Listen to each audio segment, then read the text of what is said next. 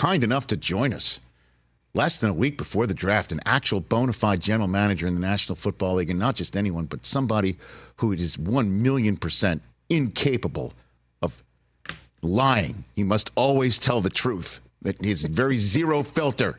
The great Chris Ballard of the Indianapolis Colts. Good to see you, Chris. How are you, sir? Good to see you too. Thanks, Rich. Thanks for no. Yes, it's you're right. So you don't ask any questions where I'm going to give an answer. Help me help you, Chris. Is that what you just basically said? You just went full Jerry Maguire on me. Help me help you. Oh yeah. Okay. So please. Oh my gosh. Okay, so let me cross out the first question.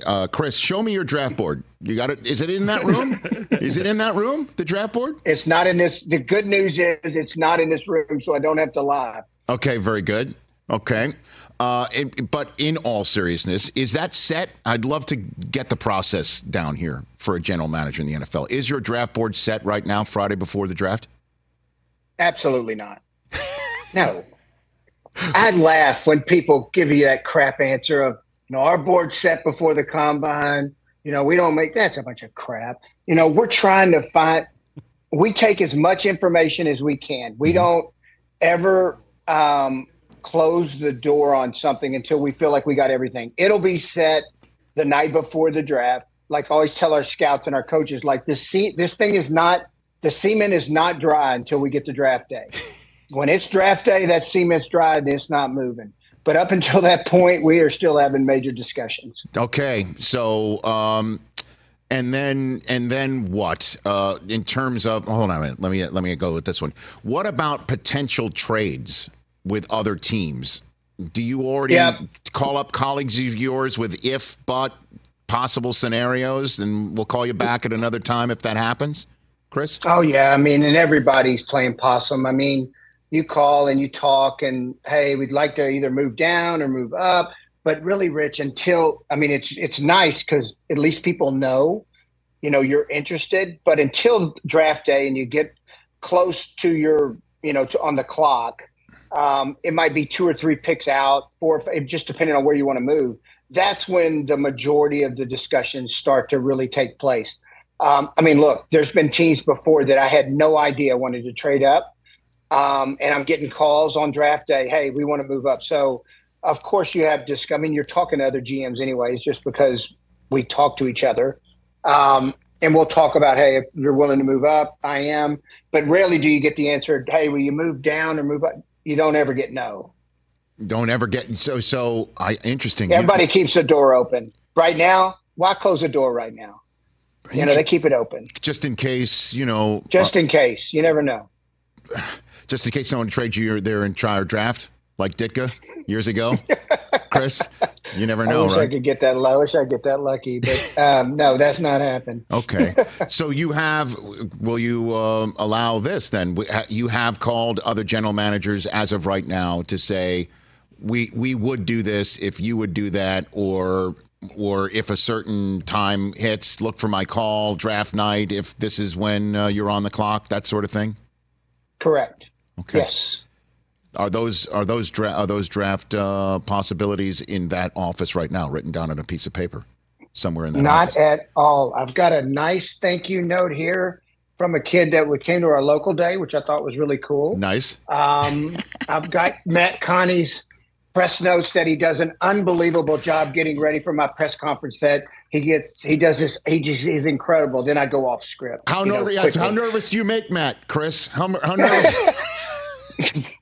Yeah, he's trained me well because Okay. I've tamed my potty mouth down. I think he always is more worried about the dirty words that come out of my mouth just naturally because sometimes, even though I'm educated, you wouldn't know it. Yes.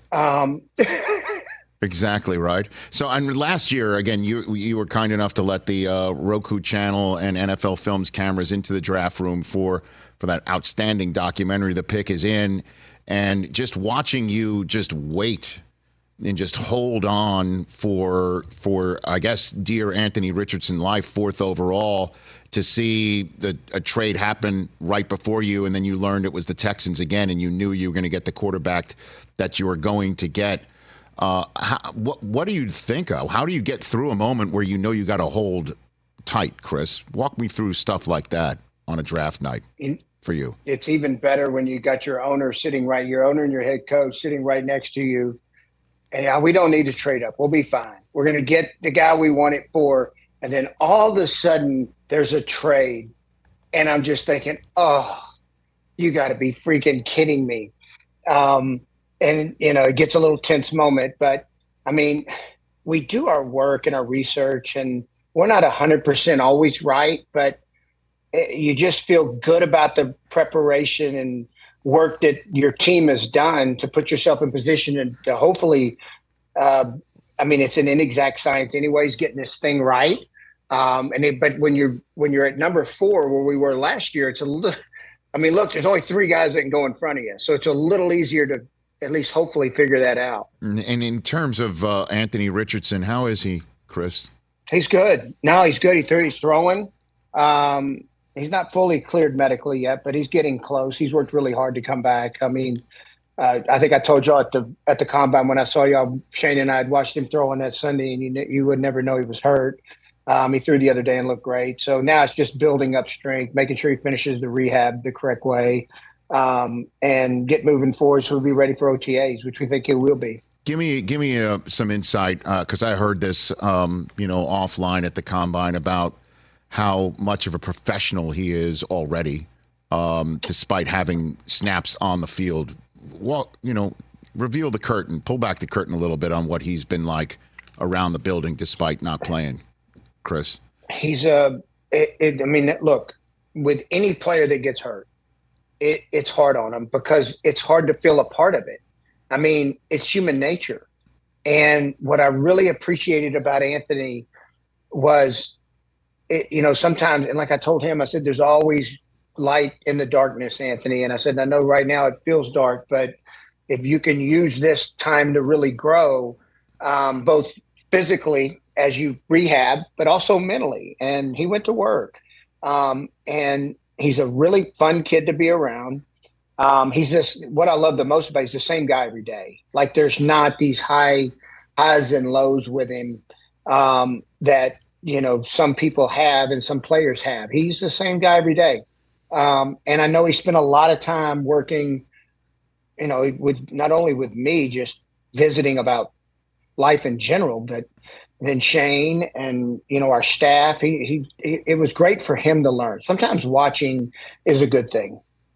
Well, and in terms of getting him some more weaponry, obviously you got things done with Michael Pittman Jr., and there's a ton of really good wide receivers in this draft, including some that might not be there by the time that you're 15th overall. And I'll just go straight through the front door with you, Chris, as I always do. Any thoughts of looking up at that ring of honor and putting Marvin's kid in a blue horseshoe on the side of the helmet 8-9 times a year in Lucas Oil with his dad's name on that stadium? Chris? Sure there is. When I go into the fantasy land, he's a talented guy. But there's also a lot of other good talented players, in the draft. But he's a very talented young man. Of course, raised, the right way by Marvin. I've gotten to know Marvin, being here in Indy, and I enjoy Marvin a lot. And he's done a really good job raising his sons, and they are very, very talented young men. He's got a younger one I think is very talented too. But Marvin is definitely a unique talent. Okay, and when you say fantasy land, it would be just too high to go up from 15 to go get him. You always got to have you've always got to have 2 to do it. And it would be very difficult. It'd be very difficult. We need those. As in first round picks? It would be very difficult. 2 as in first round picks, you mean? Is that what you're saying? It'd be very difficult to, no, 2 teams. You got to have another team that's willing to trade with you to get up that high. And that's not exactly been my nature, to move up and give up what it would take to get that high. Now, he's a really good player, and I don't want to downgrade that, but it'd be very difficult for us to get up that high. And was the draft and how deep it is part of the reason why you weren't as active in free agency as some other teams, Chris?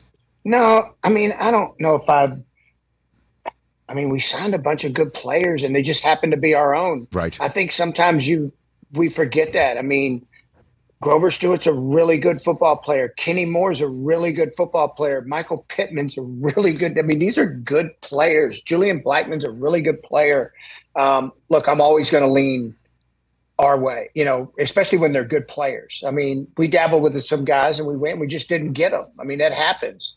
But I just truly believe, like, we know, I've always said this, that who your guys are. You don't always know in free agency who you're getting. I mean, there's usually a reason they're in free agency, and I'm not saying that's a bad thing, but there's usually a reason.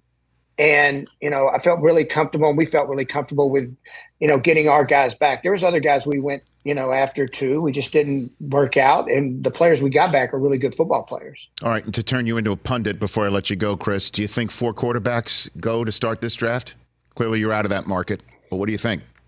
No. I've definitely thought about it because it pushes all these other guys down, Right. which is a good thing. Right. Can we get 5 or 6? Well, That'd be awesome. It could be 5 in the first. 11, 12, 13. They're all quarterback needy, according to all of us in the punditry. So yeah, there could be 4, 5, could even be 6 that go before you. Oh, that would be awesome. I mean, that'd be awesome, Rich. And like you get that done, I'm on your show whenever you want me. I can't. No one else is showing me their draft board either, Chris. But you're the one kind enough to say yes a few days before the draft. It was great to see at the combine. Great to see on my screen. Yeah, you too. Thanks, Thank Chris. you. I always appreciate you. Thank you. Right back at you. Thanks, Chris Ballard. That's Chris Ballard, the GM of the Indianapolis Colts. Catch the Rich Eisen Show every single day on the Roku channel, 12 to 3 Eastern, for free.